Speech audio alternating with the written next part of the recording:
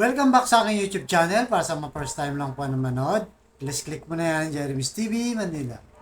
Anyway guys, wala nang bayad ito, libre lang. Tulong mo na lang sa kapwa mo, right? Thank you very much po. So topic natin po today's reflection. So tinawag tayo ng Diyos para maglingkod. So isa na namang great man in Bible na itong si Haring Uzziah.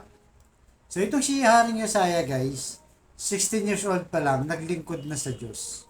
Actually, ito naglingkod to hanggang maging 52 years old siya. Napakatagal na panahon siyang naglingkod. Bagamat bata, pero magandang palakad niya sa bansang Judah noon na Israel na ngayon. Kasi nahati yan guys dati. So ito yung bansang Israel. At napakatalino nitong hari na to. Maraming natulungan, umunlad ng kanilang bansa, nag-prosper, di ba? Masagana ang kanilang pamumuhay. In total, talagang maayos siyang humawak ng pwesto o sa kanyang paggugobyerno sa bansang Israel o Judah nung araw. So, nung time na mamatay na siya, siyempre alam naman natin lahat tayo mamamatay, di ba? So, nung namatay na siya, maraming nagdalamhati sa kanilang mga kababayan.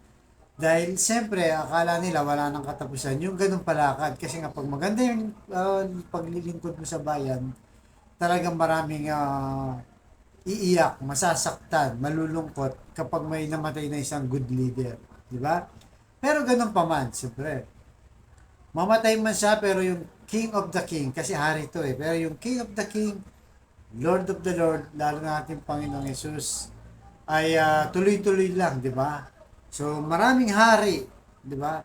Ang dati nung unang panahon, mga malalakas, kilala, pero ngayon namatay na lahat sila. Even sa showbiz, di ba? Alba, sa atin sa Pilipinas, di ba? Meron tayong King of Comedy, si Dolphy. King of Action, si FPJ, di ba? King of Pop, Michael Jackson. Elvis Presley, King of Rock.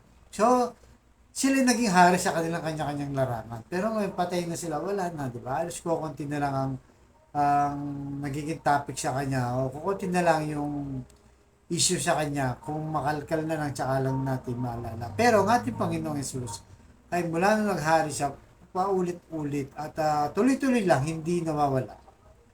Sa eksena, sa issue, sa usapin kasi forever ang kanyang paghahari. Hindi kagaya guys, kagaya medyo malalapit na election, di ba? So, paalala lang sa mga upong chairman, kapitan, kagawad o konsehal na ang posisyon na hindi forever. At dito malalaman kung naglingkod ka talaga o sarili mo lang inisip mo, nagpakayaman ka lang, umabor lang sa'yo ang posisyon mo, darating din ang araw, katulad ni Haring Uzziah, mamamatay ka lang din. At doon talaga ang fair judge. Diba? Fair judgment. I-judge ka talaga ayon sa iyong ginawa sa bayan. Kasi mas malaking pananagutan nila o ikaw bilang isang tagalingkod ng mga taong bayan, di ba? Kung anong ginawa mo nung ikay namumuno. So, ang Diyos na ang sisingil sa iyo kung ano ba talaga ang ginawa mo, di ba? Kaya nga, ayon sa Isaiah, chapter 6, verse 8, at narinig ang tinig ni Yahweh na nagsasabi, sino ang aking ipapadala?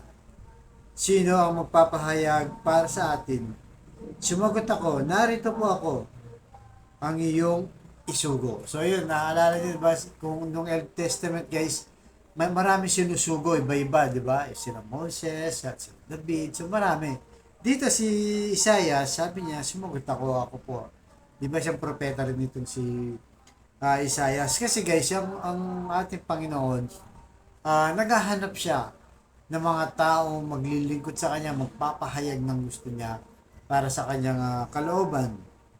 So, halimbawa, sa mga simpleng trabaho lang natin, di ba? Magiging tapat tayo sa trabaho natin. Huwag tayo mag-apak ng tao, di ba?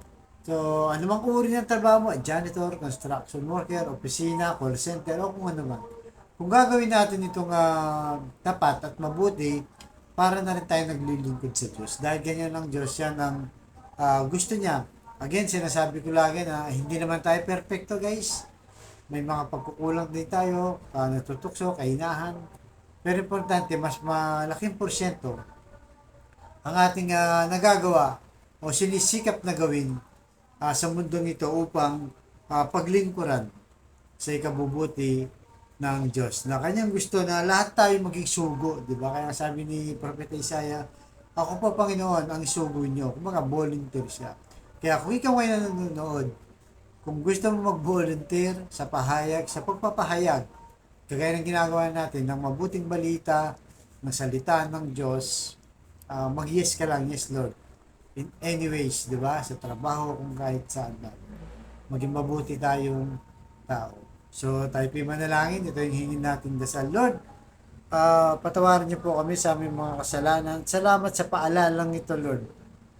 Na sa ano mga uri ng aming ginagalawan sa mundo, trabaho man yan o ano pa man, ay mapaglingkuran ka at ialay namin sa iyo para sa iyong ikaluwalhati bilang aming Panginoon.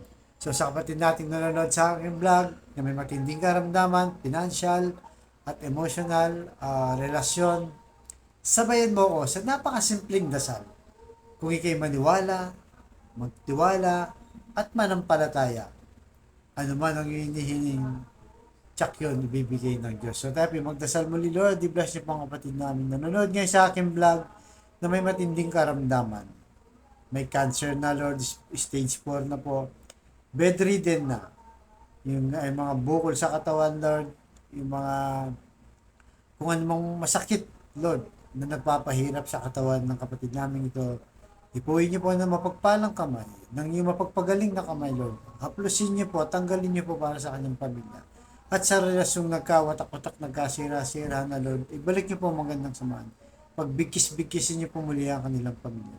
At sa financial, Lord, na kailangan namin lahat, i-bless niyo po ang aming hanap buhay, lalong-lalo na mga kapatid namin. Walang-wala, Lord. Ultimong pambili ng ulam, pambili ng bigas, pamasahe sa mga bata, pambaon, pambili ng gamot, pambayad sa bahay at upa, at tubig kuryente at kung ano pa man, Lord. I-bless mo ang aming hanap buhay para sa aming pamilya. So lahat ng ito iniling namin sa matamis na pangalan natin, Panginoong Yesus.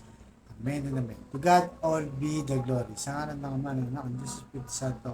Amen. Thank you very much po.